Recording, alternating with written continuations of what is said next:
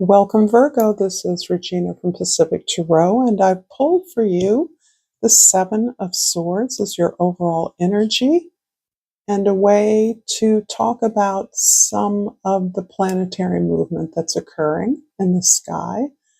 I would like to talk about Mercury, your ruler, and Venus that are mirroring each other in terms of a retrograde cycle from Aries back to into Pisces, back to Aries again. And this is overlapping. Venus began in the beginning of March, going back through Aries, which it is still doing. And then today, Mercury begins its retrograde push back through Aries into Pisces. And then in early April, the first weekend, Mercury will be done with most of its retrograde motion, and Venus will be finished a week later, about mid-April. So it's important, the dance that these two are doing, because it is about a way in which you are valuing your particular gift, your skill, your talent in the context of your mission. And Mercury talks about ways in which you are thinking about it, learning about it, speaking about it, planning it, moving forward. So I see these as momentous of this total lunar eclipse that we just are coming out of, but which will be resonating for up to 6 months, depending on how relevant it is to you, in which we are honoring the goddess energy, the emotions, our feelings, our sensitivity to energies other than our own, our intuition, our ability to collect information, get energy and insights from places invisible, and this idea that we are here to reclaim a role of service that we may be connected to through our ancestry.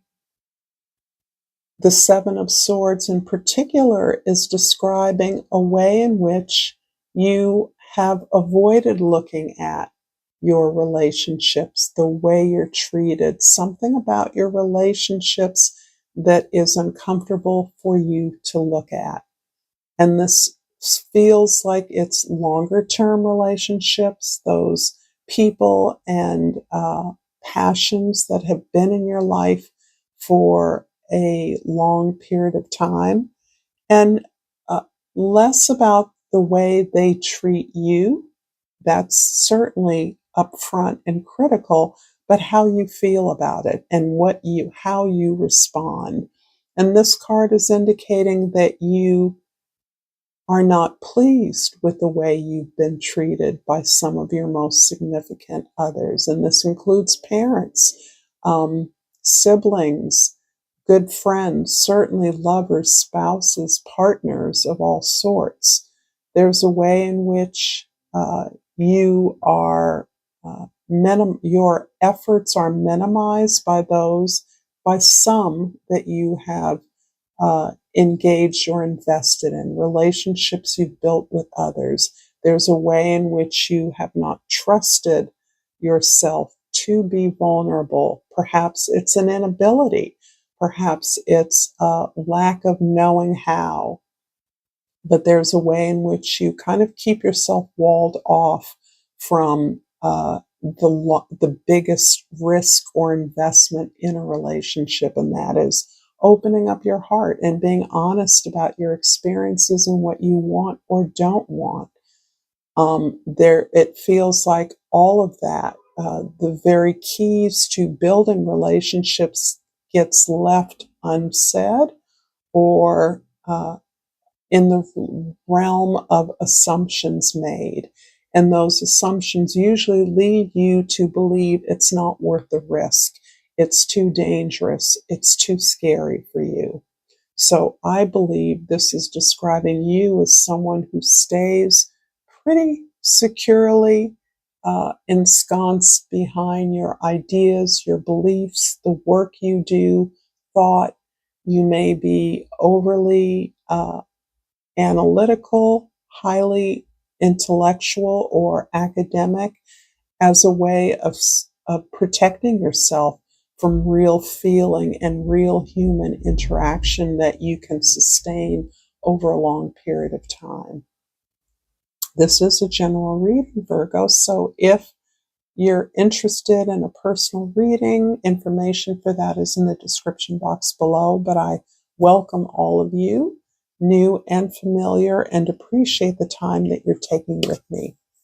So I pulled in your present the oracle card for balance, and it reads, I bring a state of perfect harmony into my world, and I do so without judgment. I believe that the idea of relationship, not only with others, with your passions, with the things you care about, but with yourself, are front and center in your life for you. You are exploring those things that you've never felt that you were entitled to, never felt you were worthy of. And this is, in some ways, a result of a lack uh, of love, a lack of attention, of neglect, some kind of neglect that you experienced perhaps as a child, or some way in which you were assigned a role in which your job was to take care of others without thought to reciprocity or how you were nurtured or cared for back. And this has limited your idea of what you feel you have a right to claim, because you don't feel perhaps that you have any real experience with how love is given, how love is, how someone is taken care of, how you were taken care of. Having never received that, you don't know if that's something you're worthy of. And I'm not describing any kind of violent trauma or abuse. This kind of neglect happens in the most well-intentioned and among the most concerned parents or caregivers, simply supporting you to do what is going to keep you safe rather than what is going to fulfill you, because that isn't entirely known when you're young, right?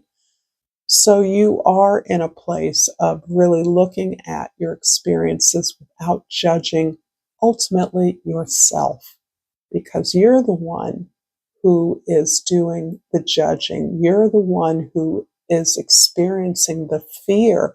What would happen if they really knew what I'm really like on the inside? Is there anything there? This is clarified by the Knight of Wands.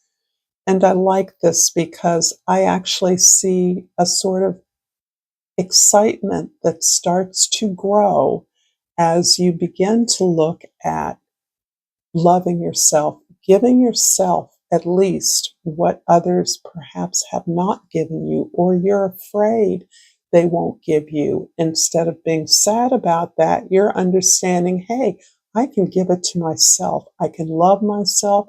I can respect my wishes, my thoughts, honor my efforts, recognize and praise myself for the work, the diligence, my attention to service humankind. This is really the excitement of honoring your gift. And there may be a gift you have that has absolutely motivated the work that you've been able to accomplish, the success you've enjoyed, but that talent, that skill has somehow been sidelined. And through your exploration of something that gave you joy, that came easily to you, that you could spend hours engaged in without any loss of energy or interest. This is this talent or skill that is growing within you now. Your alignment with this skill is something that is expanding your world and the possibilities available to you. In the past, I pulled a wild elemental oracle card to find the animal whale, the mammal whale, as an emblem of character traits and energies that you are modifying at this time. And I'm going to read to you a little bit about these. And this is concerning the Akashic records. That is all the information that has been held regarding your many experiences over many lifetimes. The power of voice. Many of you use your voice, are documenters, are recorders, are historians, are storytellers, psychic and telepathic abilities, all aspects of the sea, and beauty of movement. When you think of your ruling planet Mercury, some would call it the trickster. That can give you a clue as to the empowering and disempowering ways in which you use your talent or skill, how you use your voice. And this is something that is a consequence of your own sense of who you are and the possibilities of how that has grown over the years, how you've empowered that, how you articulate your ideas is one of the things that I believe we are all coming to understand differently in our lives, how we work with others, not necessarily to give them instructions or to uh, connect with them on a fleeting basis, but how we build, invest in, and grow relationships and come to understand that they're always negotiable, a skill set that you have in spades. But it rests on the ability to claim what it is you want, which is an area where you feel weak, you don't feel empowered. This is clarified by the Page of Pentacles in your past. So I do see you launching forward in this area of a skill or gift that has been perhaps neglected, that was the seed of the important work you've done in the world, but has lain to the side, been sidelined by you. And there is an interest on your part to re-explore the process of your gift and the rewards of it, the fruits of it, its possibilities, which can mean doing something very different than what you're doing. It can be about your making a transition to a new phase of work that allows you to exercise your talent or gift more freely, for you to focus exclusively on this gift while leaving other work and professional concerns aside. Perhaps you've retired, perhaps you've moved on or are moving on to something that is more satisfying, gives you a sense of productivity, of accomplishing something concrete. And this is actually telling you that you have all the resources within your grasp in order to develop this particular aspect of who you are. In the future, we have the Malachite card, which describes the heart chakra. And that is the place of our relationships. It's the intersection of who we are, our strengths, and the way that we share that with others. And the key word here is forgiveness. You'll find freedom in forgiveness. And there is no doubt, Virgo, that this forgiveness has to do with you forgiving yourself. I think that you are an incredibly generous, kind, and helpful person, particularly in your line of work. You are all about equity, balance, fairness, the discourse, the conversation. sharing ideas, being curious, being open to new ideas. And yet, I do believe that you have difficulty applying the same grace and poise towards yourself and your perceived mistakes as you are to others. So I do think that you're hard on yourself, in part because of the role assigned to you as a young person. You have a high expectation of your own conduct, and it is unreasonable and unfair. It can be very harsh because your judgment of others is really about the judgment of yourself. So finding fault with a partner who doesn't support you, doesn't give you the kind of care, attention, or notice that you would like, and your judgment of that is really a judgment about yourself. A, for putting up with it for as long as you have, and B, for not communicating your needs in a more efficient way, not making yourself available, being present to work things out, but sort of cutting a dry line in the sand or severing real contact or structuring a kind of separation that assumes that there's no ability to connect or grow together in ways that are inauthentic to you. I do believe that the Three of Swords is clarifying this heart chakra forgiveness mandate. And this is really a call to come to a deeper understanding of the rejections you've experienced. Come to a deeper sense of your responsibility in disappointments or failures you've experienced. Broken relationships, were they actually set up by you, or were they mutual? Were you strategically engaged with others who similarly were afraid of their feelings, similarly afraid of being rejected, or who took the risk, offered everything, and that you rejected out of hand because you were never really willing or open to real connection, which requires real vulnerability, which is difficult for you to tenor.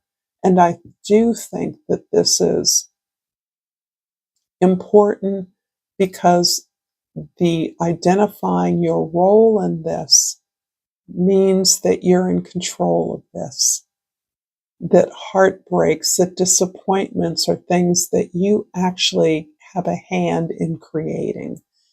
And when you look at relationships that have been broken, you may see that there was no other way for them to go. There was no investment on your part that would signal to another party, the other party, that you were willing to bend, to compromise, to talk about it, to learn new things, to discover things about yourself and each other in the effort to get along, to create something that would be long lasting and beneficial in the long term. So, this idea that you're actually coming to understand it's not about control, and I might have misspoken when I said that momentarily ago, but still, the idea that you have more power in terms of your relationship than you're willing to tender because of your fears of vulnerability, because of your sense of unworthiness, undeservedness. And by cultivating, caring for yourself, loving and honoring yourself, articulating for yourself what you'd actually like may be a first step in opening yourself up carefully.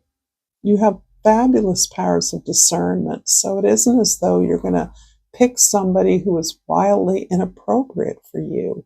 But I do think that there has to be a way in which you signal a willingness to be engaged.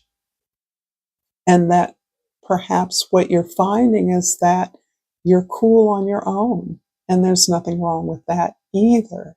This isn't about getting or finding the one or getting in a long-term partnership that is a kind of social delusion that doesn't fit everyone's lifestyle. And you may be someone whose work is more at the forefront than all of the conventional supports for that would lead you to believe. So I am going to finish your reading here, Virgo. If you enjoy this content, please check out more here. And until next time, namaste.